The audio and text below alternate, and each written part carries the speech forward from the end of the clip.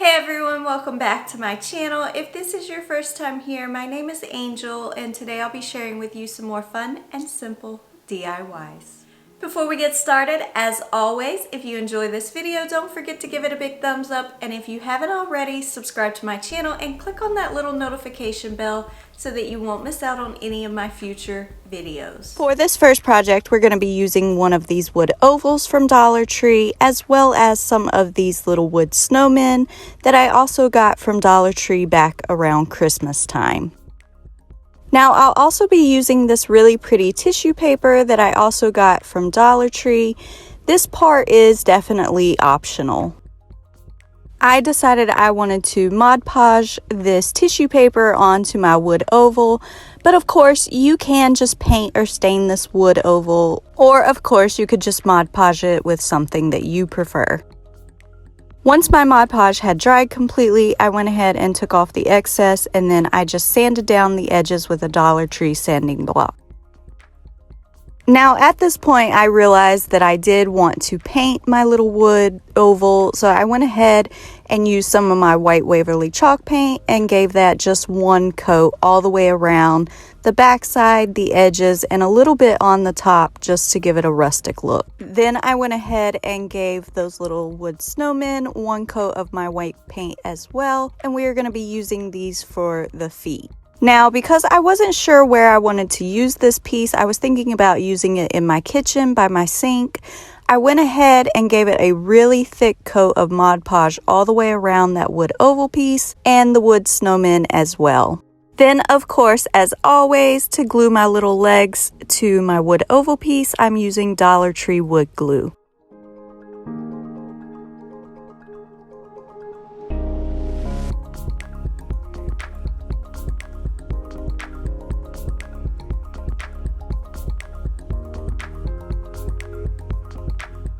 For this next project, we're just going to be using two of the Dollar Tree art canvases, and I went ahead and took my canvases off because we're just going to be using the wood frame for these, and then also we're going to be using two of these wood rectangles. I also picked these up at Dollar Tree as well.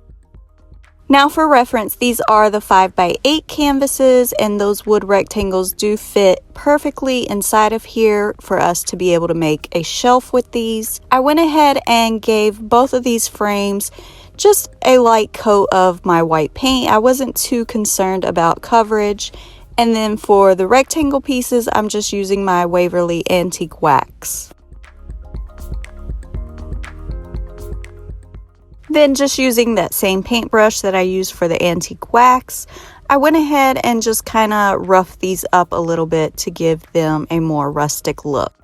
Then all I had to do was just add some of my Dollar Tree wood glue to each of these ends, and I'm gonna slide these into the frames to make a shelf. Now I did end up going back in on these with some screws, and I screwed them through the frames into the rectangle pieces just to make them more sturdy. I wouldn't recommend putting anything heavy on here unless you do so, but if you plan on just putting light stuff on this shelf, the wood glue will hold just fine.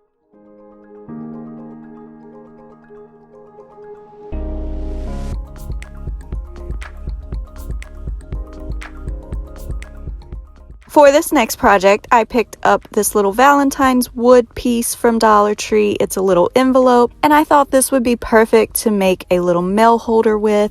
So I went ahead and gave it one light coat of my Waverly white chalk paint, and then you're gonna see I'm gonna take my antique wax and I'm gonna go over that while that's still kind of wet, and then I'm gonna blend it in with a larger paintbrush. And this just kind of gives it that weathered wood look, which is what I was going for, but as always, you can paint or stain this any color you would like.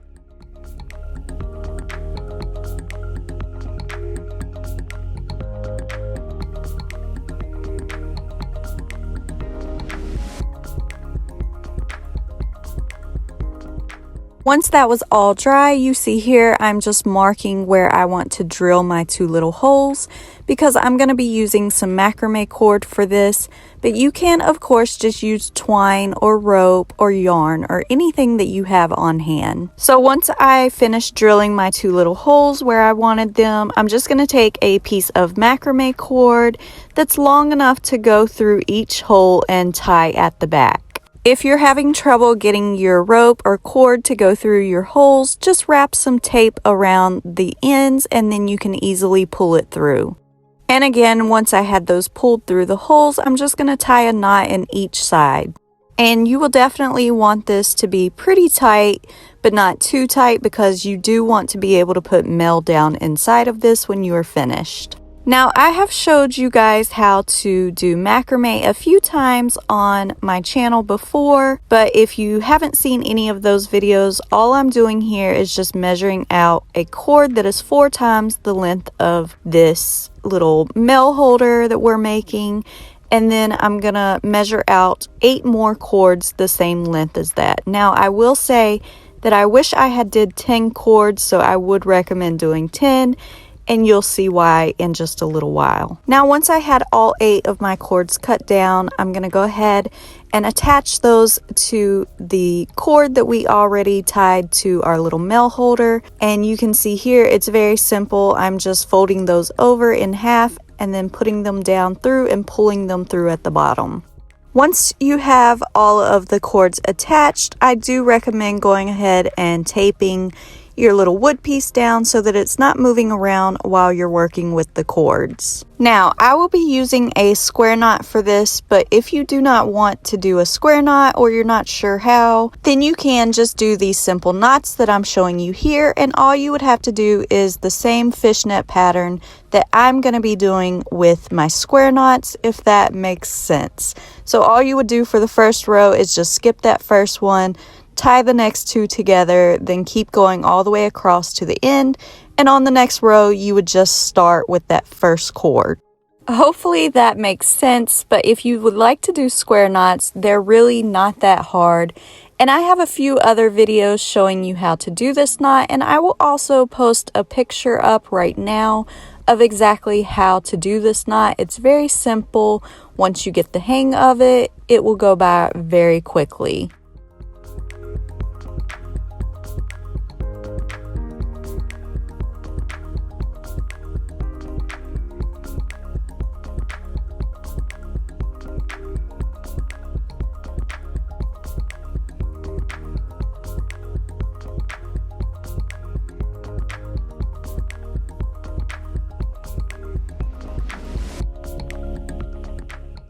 I ended up doing 7 rows of these knots, and then once you get to the bottom on that last row, you're going to take those knots and just hot glue them to your wood piece. And like I said before, I kind of wish I would have did 10 cords instead of the 8 so that it would have covered the wood just a little more, but it still turned out really nice, and all I had to do to finish this off was just trim down those cords at the bottom.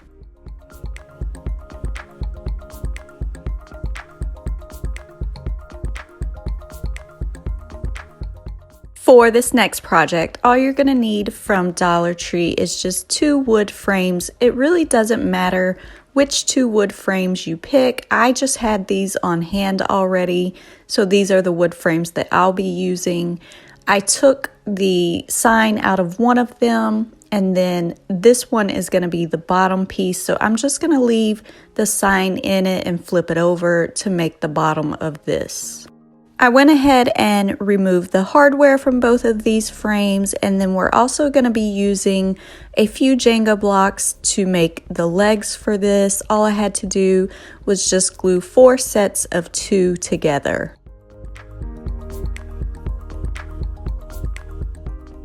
Now, I did also decide to go ahead and remove those little black pieces that were meant to hold in the signs.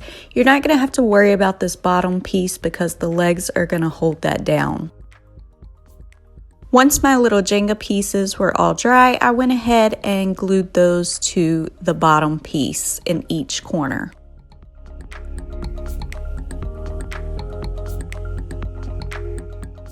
And once those dried completely, I went ahead and wood glued the top piece to those.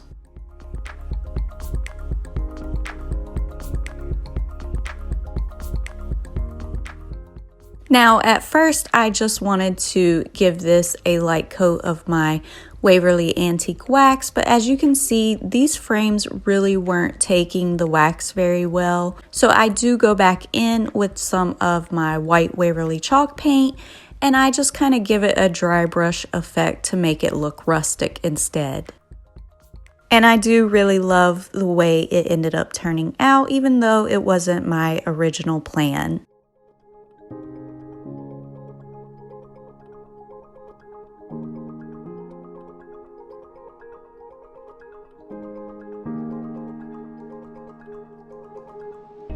Now, to decorate my little box, I ended up picking up this little vase from my local thrift store. You can, of course, get these same vases from Dollar Tree. And all I did was add a little bit of baking soda to some of my white Waverly chalk paint. And we're just going to give this 2 coats of that paint and baking soda.